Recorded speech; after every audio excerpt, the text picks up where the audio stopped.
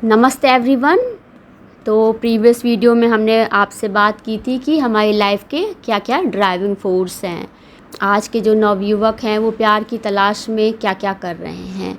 तो आज के वीडियो का टाइटल है प्यार की तलाश में अपने चरित्र को मत गंवाइए।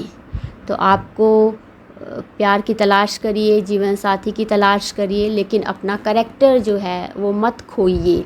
हमारे ग्रैंड मास्टर ने भी करैक्टर बिल्डिंग के बारे में बताया है, स्वामी विवेकानंद जी ने भी बताया है। और आपका करैक्टर बिल्डिंग जितना स्ट्रॉन्ग रहेगा उतना ही आपका स्पिरिचुअल डेवलपमेंट उतना ही फास्ट रहेगा। जैसे ही आप एक वर्च्यू पे बहुत स्ट्रांगली वर्क करते हैं तो आपके दूसरे वर्च्यूज़ बहुत ही स्ट्रांगली जो हैं वो डेवलप होने लग जाते हैं।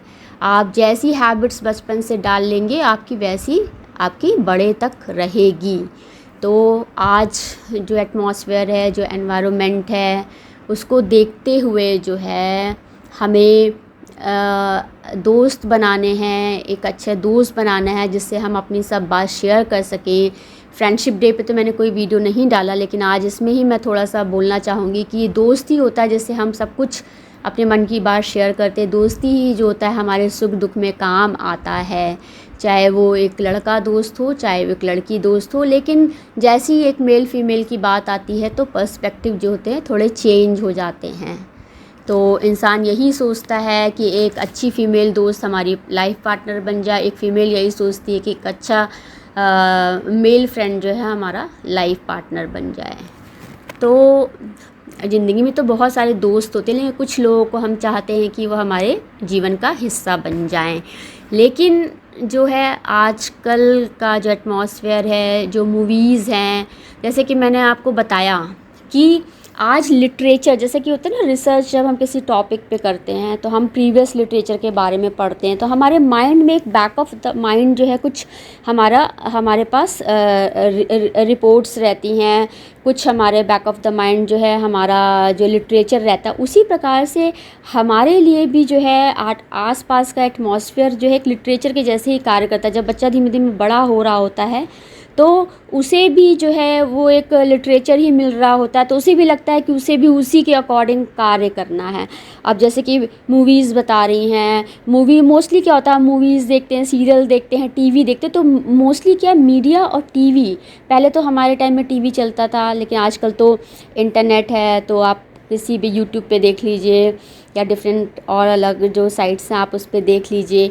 तो पहले तो हमारा टीवी चलता था, तो टीवी के थ्रू जो है मूवीज़ के थ्रू, फिल्मों के थ्रू ही जो हमें एक तरह की गाइडलाइंस मिल जाती है। तो एक हमारे माइंड में रहता है कि अच्छा हम बड़े हुए तो हमें इस तरह से सोचना है, या हमें भी we need someone in my life. तो इस तरह से एक बैकग्राउंड में जो है एक मतलब एक वो रहता है कि अच्छा वो सब लोग ऐसे कर रहे हैं तो हमें भी ऐसे करना है, अच्छा हमें भी शादी करनी है और जो है हमें भी पढ़ाई करनी है। तो इस तरह से रहता है। लेकिन मैं आज यही बताना चाहती हूँ कि जितना ज़्यादा आपका करैक्टर स्ट्रॉन्ग रहेगा उतना ही आपका कनेक्शन उस ईश्वर के साथ स्ट्रॉन्ग बनेगा। तो आज जो है आप लोगों के साथ रिलेशनशिप बनाइए, लोगों के साथ बातचीत करिए, लेकिन कभी भी अपने चरित्र को मत खोइए, चरित्र मत गंवाइए। कहते हैं कि जिसका चरित्र खराब होता है उसका पतन हो जाता है। तो कोई भी आप बुक उठा लीजिए, हर जगह यही कहा गया है। किसी इंसान का करैक्टर ठीक नहीं होता तो उसकी लाइफ में बड़े बड़े फ्लॉज होते हैं। तो शॉर्ट टर्म पे तो आपको हैप्पीनेस मिलती है, बट वो लॉन्ग टर्म पे जो है वो आपकी लाइफ में जो बहुत ही आपका बैड कर्मा जनरेट होता है, जो इसको एक तरह से पाप कह सकते हैं। और इसको जो रेक्टिफाई करना, इस तरह के पापों से मुक्ति पाना जो होता है बहुत ही कठिन हो जाता है।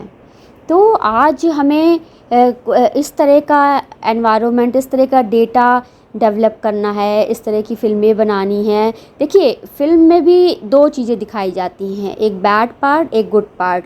तो अब देखिए देखने वाला है, अब देखने वाला देखिए गुड पार्ट को कितना लेता है और कितना कुछ लोग बैड पार्ट को ले लेते हैं। तो यूजुअली मूवीज़ में भी रहता है, एक हीरो होता है, एक विलन होता है।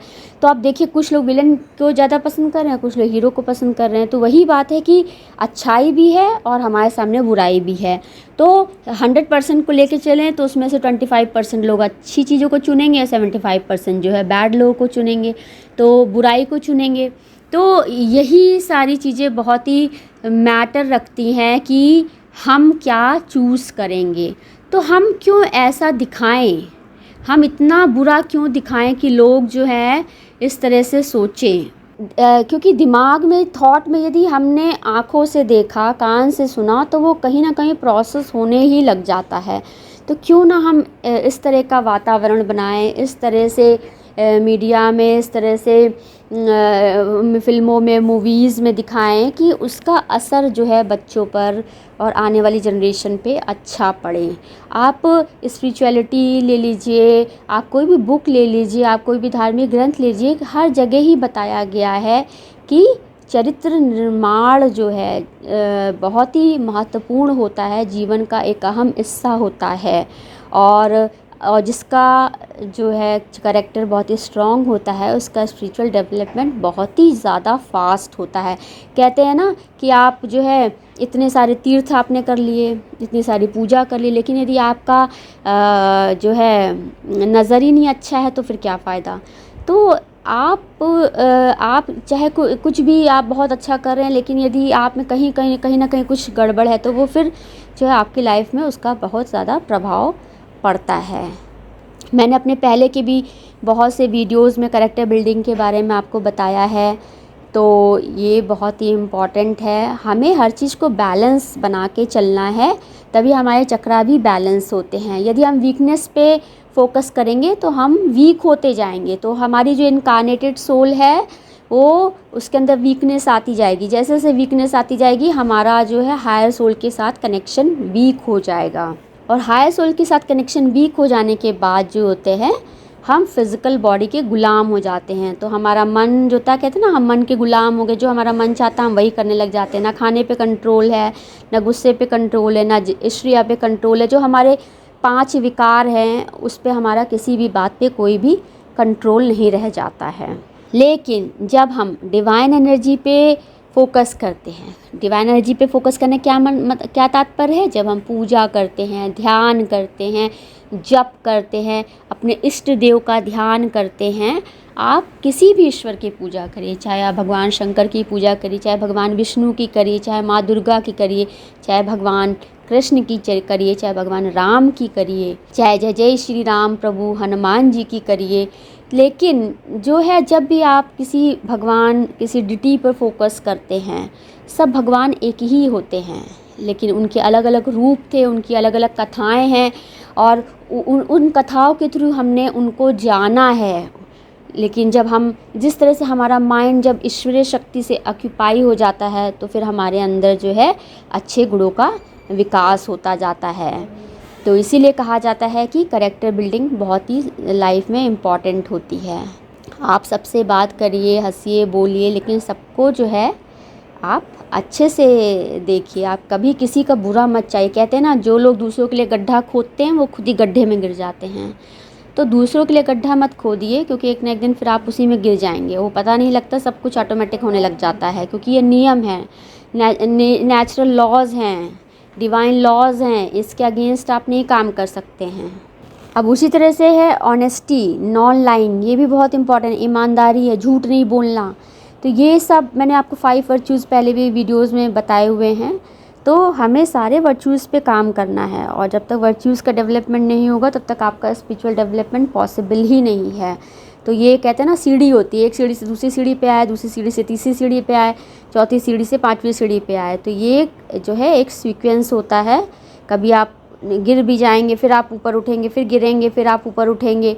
तो इस तरह से हम प्रैक्टिस करते जाते हैं, और भगवान हमें सहारा देते हैं, भगवान हमारा मार्गदर्शन करते हैं, और भगवान जो है आपका मार्ग प्रशस्त करते हैं, आपको समझाते हैं, आपको सिखाते हैं, सारी बातें बताते हैं। तो एक बार लास्टली फिर से मैं आज के नवयुवकों को और सारी मेल्स को, सारे फीमेल्स को यही कहना चाहती हूँ कि आप प्यार की तलाश में अपने चरित्र को मत खोइए और फ़िज़िकल अट्रैक्शन में ना फंस कर जो है आप जो है एक ऐसा साथी ढूंढिए जो आपके साथ लॉन्ग टर्म रिलेशनशिप में रह सके, क्योंकि जो फ़िज़िकल अट्रैक्शन कुछ समय के लिए ही होता है, फिर उसके बाद इसकी कोई वैल्यू नहीं होती है। और यदि कोई व्यक्ति जो है अपनी रिस्पॉन्सिबिलिटी ना निभाए और हर वक्त प्यार करता रहे तो वो भी अच्छा नहीं होता है। और यदि कोई व्यक्ति केवल रिस्पॉन्सिबिलिटी ही निभाता रहे और उसके अंदर कोई प्रेम नाम की कोई चीज़ ना हो तो भी कोई इम्पॉर्टेंट नहीं है। तो हर चीज़ का एक अपना बैलेंस होता है कि हमें अपनी रिस्पॉन्सिबिलिटी भी निभानी है, हमें अपनी जिम्मेदारियाँ निभानी हैं और साथ में अपने जीवन साथी के साथ ईमानदारी के साथ रहना है।